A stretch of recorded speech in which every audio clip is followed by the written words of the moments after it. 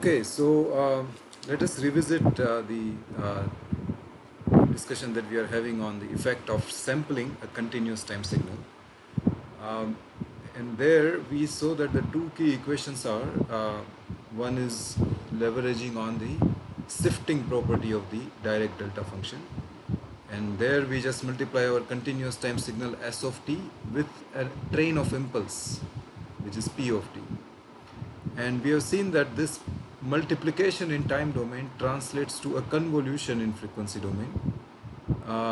The frequency response or the Fourier transform of S of t, which is capital S of f, gets convolved with capital P of f, which itself is an impulse train. And we have seen some examples of what happens when we do this type of multiplication in time domain, where we leverage the shifting property of the direct delta function, or convolution in frequency domain, where we leverage the shifting property of the direct delta function. Now, uh, it will be good if we take a visual look at this in a little more detailed manner. We actually have already done this by taking some visual examples as the ones that are shown here, and we saw what happens when we sample it in the time domain, and the effect of that is the periodicity in the frequency domain. Let us do that in a discrete time manner now. And the reason I am going to discrete time instead of continuous time is simply because uh, I can leverage MATLAB to demonstrate these operations. Okay, so this is what we will be looking at now. That we have an aperiodic discrete time signal x of n. Uh, and by the way, here now what I'm doing is kind of the dual of what we were describing.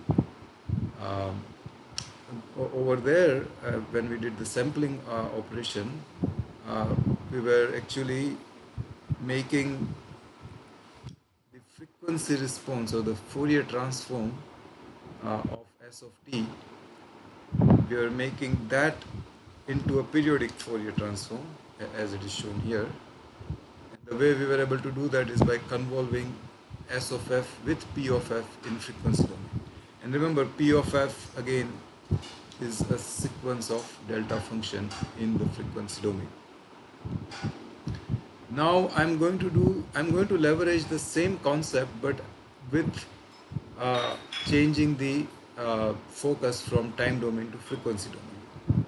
So this is kind of going back and forth between time and frequency, but leveraging the same concept,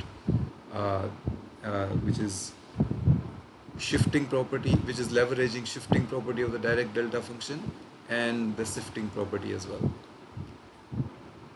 So here I am considering a time domain signal, a discrete time domain signal x of n, which is time limited and it is aperiodic. And let us assume that it has some capital N samples in total. So that is all it has. It has capital N samples and it is zero outside of this capital N samples. Now the way I can turn this signal, which is an aperiodic signal, the way I can turn it into a periodic signal is by multiplying with this impulse train, delta n minus r of n. R is an integer going from minus infinity to infinity, and for each integer value of r, this convolution operation with the direct delta will simply shift x of n to r times n.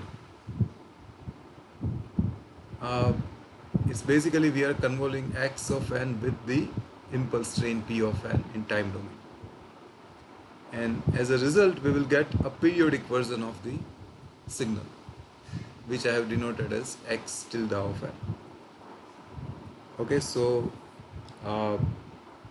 this is essentially turning an aperiodic signal into a periodic signal by convolving it with an impulse train, and the separation between the impulses of this train is exactly capital N, which is the length of x of n.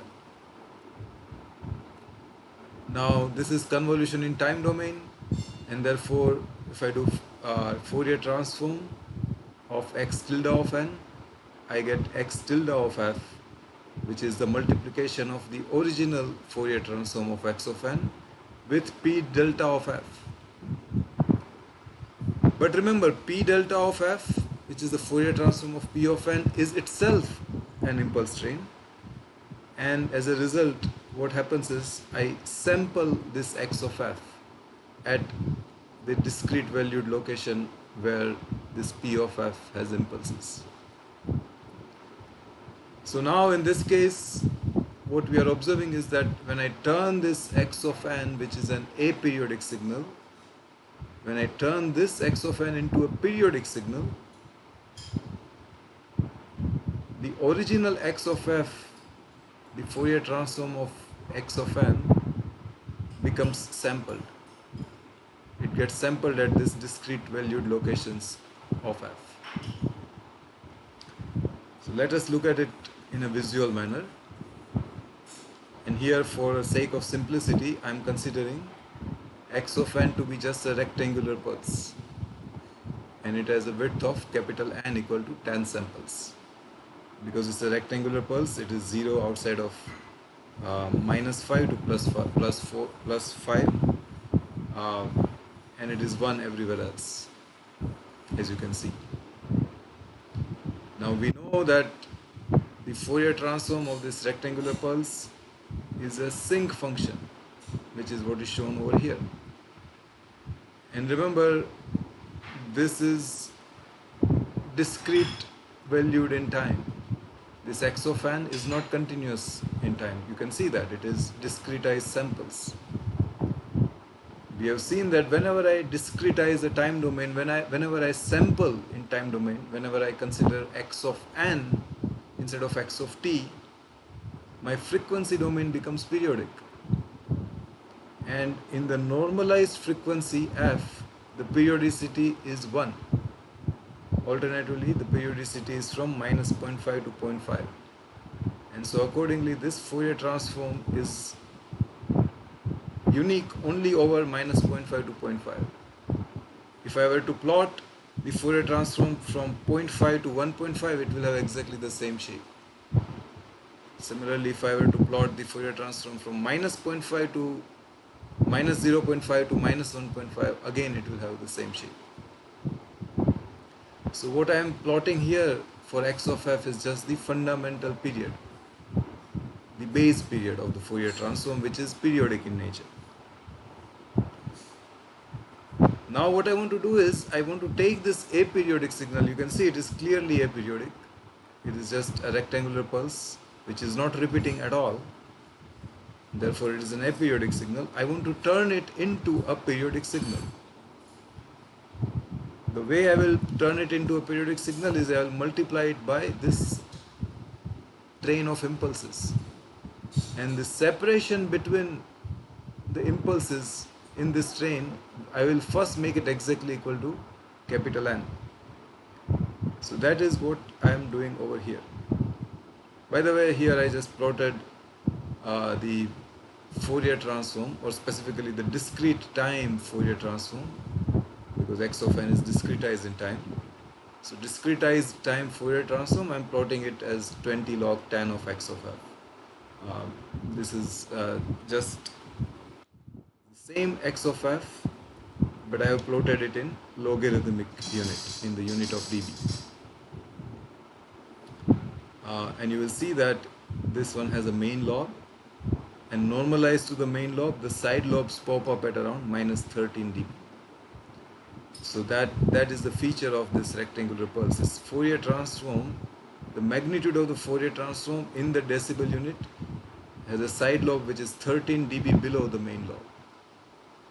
This is something which is kind of fairly well known in the signal processing community. So I thought I will just show it to you. Okay, so now what I'm going to do is I'll take this rectangular pulse of 10 sample long, and I'm going to convolve it with a train of impulses which is shown here at the bottom. So this operation, which is shown here on the left hand side is exactly this operation here. X of n, which is aperiodic, is being convolved with a train of impulses, and the impulses are separated by integer number of n samples apart.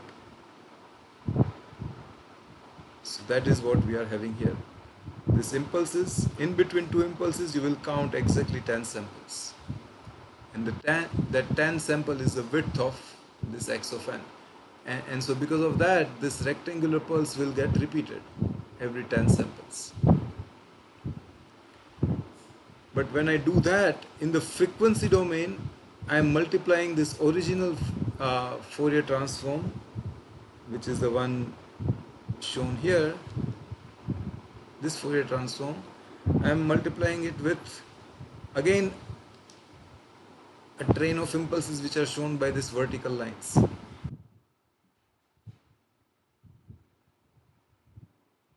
In between these vertical lines, the impulse train obviously has a value of 0. So when I do that multiplication, the only points that remain are the blue colored dots. Now something quite interesting happens, that all the blue colored dots except this one at the center are zeros. You can see that. And so once I do this multiplication, I will get just a single impulse at f equal to 0. Everything else, it will be zeros. Now that means that in frequency domain I am getting a delta function centered at f equal to 0. But what is the inverse Fourier transform of a delta function centered at f equal to 0? If you go back and if you look at the notes of the previous video sessions, you will find that the Fourier transform is a constant value for time minus infinity to infinity. But that is exactly what happens over here. If I take this rectangular pulse of width 10 samples, and if I keep on repeating every 10 samples as it is done by the virtue of this convolution operation, I will get a constant value all throughout the infinity duration of the time, because it's this pulse which is getting repeated over and over again. And so I indeed get a constant value which is in conformance, in accordance with this Fourier transform that I get. The periodicity in time domain caused the sampling in the frequency domain, and because of that I got just a delta function instead of this sink shape profile. Now you might ask that, well, what happens if I increase or decrease the separation between these impulses? Then we will not get a constant function anymore. And so that is one example that is shown here. Again, I have x of n, which is a rectangular pulse of 10 samples long. But now the interval between the impulses in the time domain of this impulse train, time domain impulse train, I have doubled it. Instead of this impulses being 10 samples apart, now I have made them 20 samples apart. Which means that this rectangular pulse will repeat after 20 samples. And so in between those rectangular pulses there will be a blank duration, because the pulse width is only 10 samples here, but the periodicity is 20 samples. So there will be a blank interval. It will become a rectangular signal or rectangular time domain, discrete time domain sequence which is repetitive. Now that rectangular time domain pulse which keeps on repeating is obviously not a DC signal, and so we do not expect its Fourier transform to be a delta function centered at 0. That is exactly what is happening here. If you look here, the impulse train in the frequency domain has now impulses that are located closer together. Why is this happening? Well, again, we have to go back to the duality aspect of the Fourier transform. If I increase the separation between impulses in time domain, in this case by a factor of 2, I went from a separation of 10 samples here to 20 samples here. I made the separation in time domain twice as much. And therefore, the separation in the frequency domain is going to become half. Over here, the separation was 0.1 unit apart, inverse of 10. But now, the separation is going to become 0.05 unit apart of the simple strain in the frequency domain. 0.05 is 1 over 20, inverse of this 20. So again, I'm doing exactly the same multiplication that I was doing here, but now because the impulses are placed closer together, I don't just get a delta function at f equal to 0, but I do get other non-zero values which are shown by this blue dots. And so this is the Fourier transform of a repetitive discrete time rectangular pulse, where the pulse width is 10 samples and the repetition is 20 samples long. Okay, one more example where well, okay, I think other example we will come to that in the next video, and we will I think we will conclude here for the time being. um, so see you in the next video now.